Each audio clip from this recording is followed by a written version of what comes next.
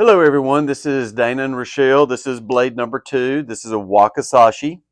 This had the original saya and the original suka, but I added one of the period iron carved subas that was in my collection because I collected furniture before I started polishing. But this right here, this particular blade, it's 48 centimeter Nagasa cutting edge. One little tiny nick that I couldn't get out, but it's like less than a millimeter.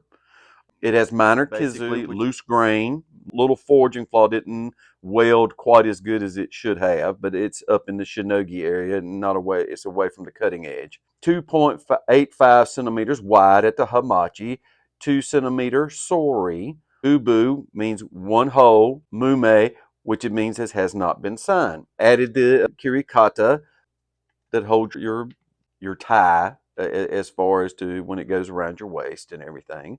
5 millimeters thick at the hamachi.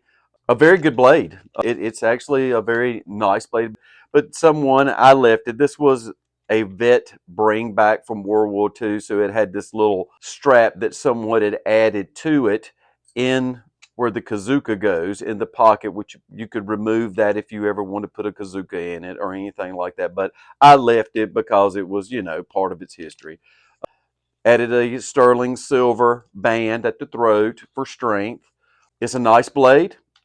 Nothing wrong with it at all. As you can see, it's probably late 1600s, early 1700s blade. Everything about it is correct. It went through polish. All your lines are correct. All those things. Just a nice all-around Wakasashi. It's not, it's not a $2,000 piece or anything like that, but it is definitely a very functional Wakasashi. I did 2 passes with Hazuya. It could stand maybe 1 or 2 more, and then you could start with your Jitsuya to bring up the Hata. A little hardening on the spine that was able to be picked up. And it has, it's just a functional blade. It is definitely a nice blade. I'm going to bring it up and pretty much show you the Haman Full Boshi. I went ahead and put in a cosmetic yokote line because it did not have a geometric yokote, which was cut in.